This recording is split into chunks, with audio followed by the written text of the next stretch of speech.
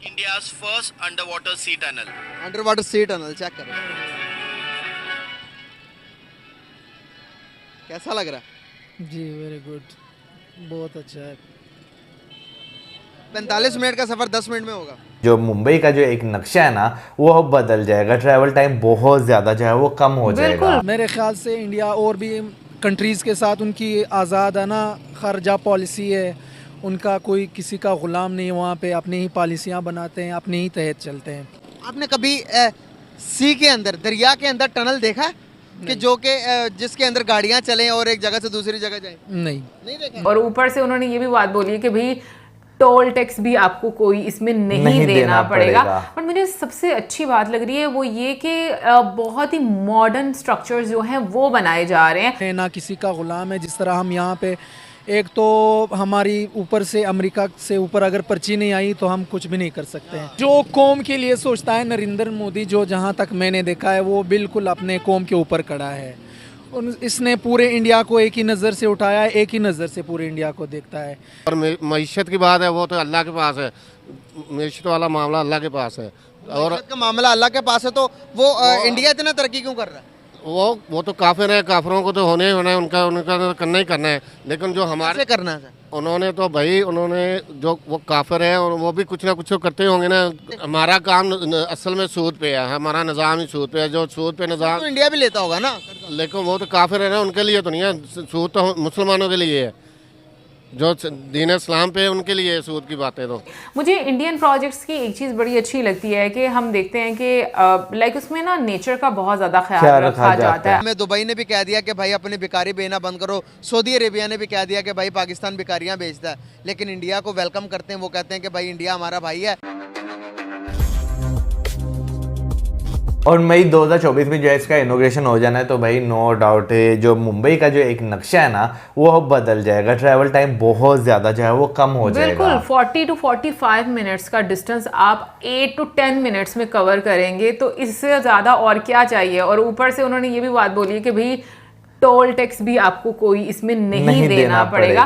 पर मुझे सबसे अच्छी बात लग रही है वो ये कि बहुत ही मॉडर्न स्ट्रक्चर्स जो हैं वो बनाए जा रहे हैं, और ये चीज़ दर्शाती है कि भाई कनेक्टिविटी कितनी इम्पॉर्टेंट है। और आज के टाइम में कोई भी चीज़ ऐसी नहीं है जो कि आपको काम करना अगर आप चाहें तो वो रोक सके। मुझे इंडियन प्रोजेक्ट्स की एक चीज़ बड़ी अच्छी लगती है कि हम देखते हैं कि लाइक उसमें ना नेचर का बहुत ज़्यादा ख्याल रखा जाता है। अभी भी जैसे उन्होंने बात की कि आप मतलब कोई भी अगर देखा जाए ना कोई मतलब इस तरह की आपको दुविधा में अगर कोई नज़र आती है प्रोजेक्ट में, तो वो उसका सोल्यूशन निकालते हैं और जो रिलेटिव डिपार्टमेंट है उनसे बात की जाती है। तो मुझे ये चीज़ भी बहुत अच्छी लगती है। भाई देखे ना, सबसे ज़्यादा चीज़ ये होती है कि भाई आप सोल्यूशन जो है ना इस तरह निकालें कि भाई वो मसले हल हों, बजाय इसके कि वो मसले वहीं पे अटके रहें। क्योंकि भाई रिसेंटली मैं अगर यहाँ पर अगर बात करूँ तो लाहौर में एक अंडरपास बनकर तैयार हुआ है, तो मैं अक्सर जो है ना वहाँ से गुजरता था तो मैं इन्हें कहता भी था कि इसकी डायरेक्शन सही नहीं है, जो इन्हें इस साइड पे बनाना चाहिए इस साइड पे बना रहे हैं। बंद हो गया हुआ है, बंद कर दिया शायद अब। नहीं अभी भी चल रहा है, लेकिन क्या है कि अभी भी जो ऊपर मेन रोड है ना वहाँ पे ट्रैफिक वैसे ही फंसी रहती है जैसे पहले ही वहाँ पे फंसी रहती थी। अच्छा, फिर मुझे लग रहा है मैं कोई और मैं आपको बाद में बताऊंगा। बट एक मैं चीज़ बोलूँगी कि जब मैं पहले YouTube से पहले वीडियोस देखा करती थी ना, तो ना मुझे समझ नहीं आया करती थी भाई समंदर में कैसे ऐसे ब्रिजेस बन जाया करते हैं, क्या मतलब वो करते हैं पानी में, मतलब कैसे ये चीज़ें इतनी ठहर जाती हैं सीरियसली।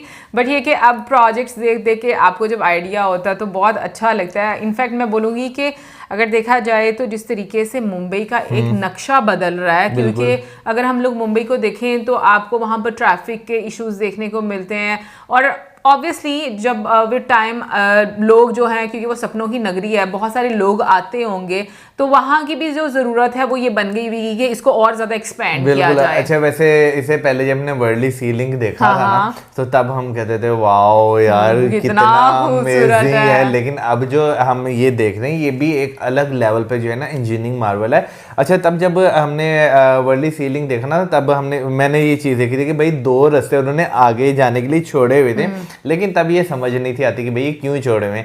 लेकिन भाई क्योंकि जिन्होंने प्रोजेक्ट बनाना होता है उनके आगे और भी प्रोजेक्ट होते हैं, रोज ज्यादा जो है मैं कहता हूँ फ्यूचर को देखकर बनाते हैं। तो देखिए अब ये वाली जो टनल बन रही है आगे से कहीं ना कहीं इसका इंटरचेंज उससे चेंज कर कनेक्ट दिया होगा। गया, एग्जैक्टली। बस तो वो हमारी थोड़ा सोचने की सीमा कम होती है ना, इस वजह से बिल्कुल हमें ऐसा लगता है। लेकिन ये है कि बहुत खूबसूरत लग रहा है। इनफैक्ट मैं ये बात सोच रही थी कि जो दोनों टनल्स के बारे में उन्होंने जैसे बताया, एक जो है आप पानी के नीचे से गुजर रहे हो, आई मीन इमेजिन कि आप ऐसे ट्रैवल कर रहे हो और आपके माइंड में यही चलता है कि लाइक हम पानी के अंदर से ही गुजर रहे हैं एक तरह से। और दूसरा जो उन्होंने टनल, हाँ, हिल के नीचे जो है वो आपको मतलब एक पार्क है उसके ऊपर। सो मुझे लगता है कि बड़ी खूबसूरत सी फीलिंग आपको आती है। बाकी जितने भी हम कहेंगे कि जो प्रोमेनाड हैं उनके बारे में जो जिक्र किया गया वो भी बनाए गए हैं बिल्कुल।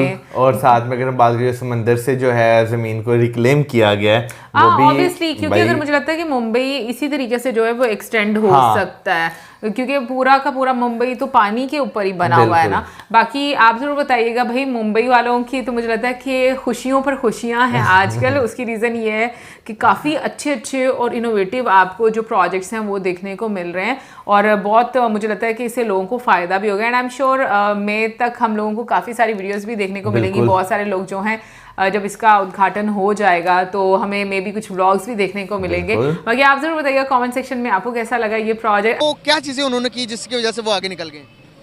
उनका तो पता नहीं, ये हमारा पीछे रहने का मकसद ये है, पीछे इसलिए हटे हैं कि हम असल में जो सऊदी निज़ाम तो बने इस्लाम के नाम पे, हमारा मुल्क बना इस्लाम के नाम से, कलमे के और कलमे के एतबार से हम कोई काम ही नहीं कर रहे। सारा निज़ाम हमारा सूद का है जिसकी वजह से हम पीछे रह गए। सूदी निज़ाम ख़त्म होगा तो इंशाल्लाह हमारे हालात भी ठीक हो जाए। और मईशत की बात है वो तो अल्लाह के पास है, मईशत वाला मामला अल्लाह के पास है। और का मामला अल्लाह के पास है तो वो इंडिया इतना तरक्की क्यों कर रहा है? वो तो काफिर है, काफिरों को तो होने ही होना है, उनका तो करना ही करना है। लेकिन जो हमारे करना है उन्होंने तो भाई उन्होंने जो वो काफिर है और वो भी कुछ ना कुछ करते होंगे ना, दीन का काम नहीं कर रहे होंगे, वो भी किसी को हालात अपने कमज़ोर तबके को ऊपर लेके आते होंगे, उनकी मदद करते होंगे।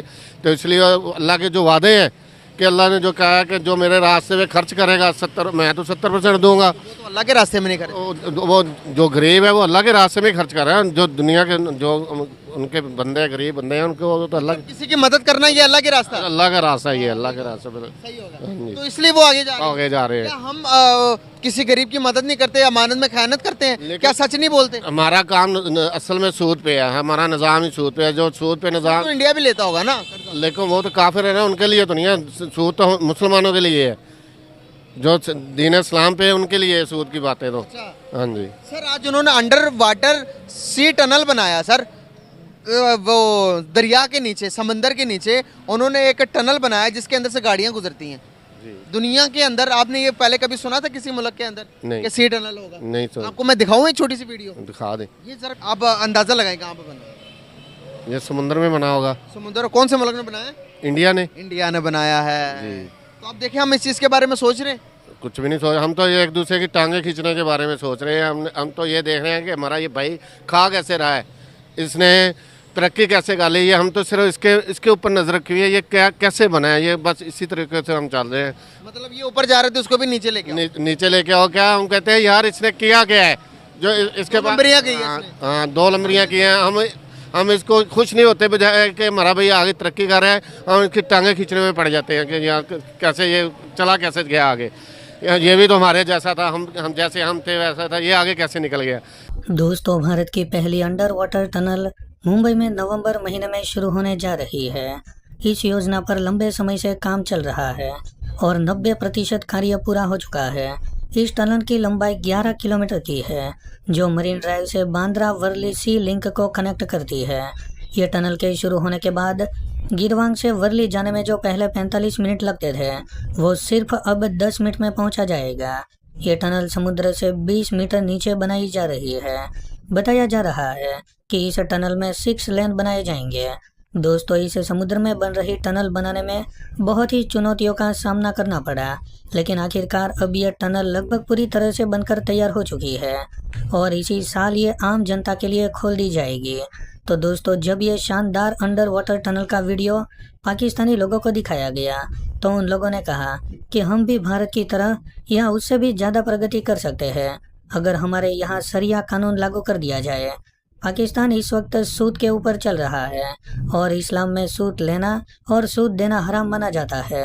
इसलिए ही पाकिस्तान की ये हालत हो रखी है। अगर हमारे यहाँ शरिया कानून लागू कर दिया जाए तो हम भी बड़ी तरक्की कर पाएंगे।